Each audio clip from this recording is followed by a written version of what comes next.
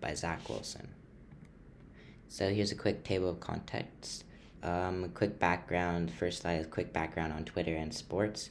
Next is how do the two athletes compare in number of followers, Ronald Acuna Jr. versus Derek Jeter, which is part one of the analysis. Then part two of the analysis, which is how do the athletes compare in topics that appear in Twitter feeds. And that's the Acuna slide, which is part two of the analysis, and it's the same thing, but for the fourth slide, the same thing as the last slide, but it's Jeter, and it's part three of the analysis. And in terms of promotion, explain whether you think the athlete's presence is an aid or a detriment to them as individuals in their teams. Right.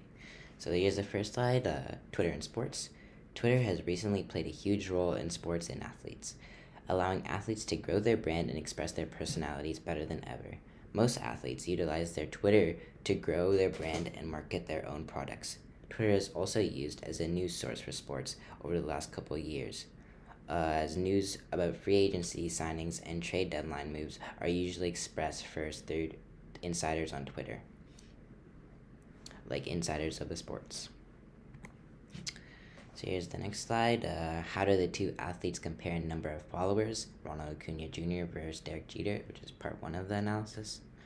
So I'm going to be comparing the athlete I chose, which is Ronald Acuna Jr., and my classmate Ben Ilofsky's athlete, Derek Jeter.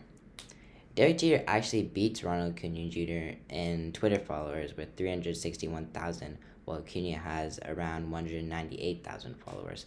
This actually came to a surprise to me, as Acuna is like a young, new athlete in baseball, and is one of the current rising stars in MLB as of now, and it's actually pretty impressive that Jeter has maintained a pretty big following on Twitter, and even bigger than one of the biggest stars in baseball right now.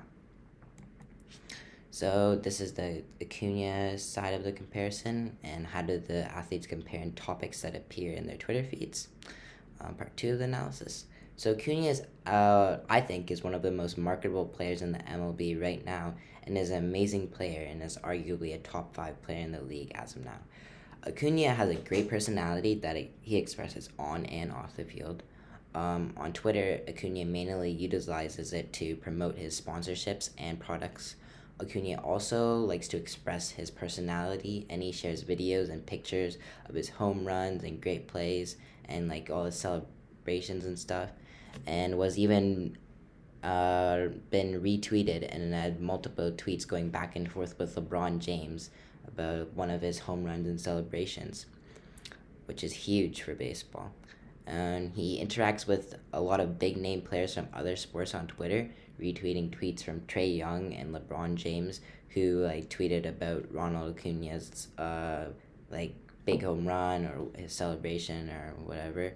And Acuna is one of the reasons why baseball has seen a slight rise in popularity over the last few years. How do the athletes compare to topics that appear in the Twitter feed? This is the Jeter part of the comparison. Derek Jeter, on the other hand, is a retired baseball player who is amazing and was recently inducted into the Hall of Fame. Jeter was quite the marketable player himself when he was playing and brought a lot of attention to baseball.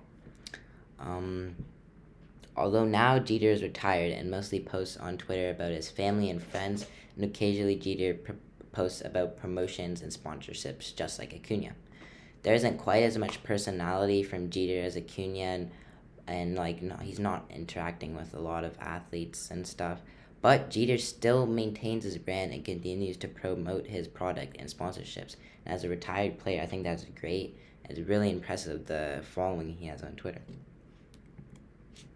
In terms of promotion, explain whether you think the athlete's Twitter presence is an aid or detriment to them as individuals and to their teams.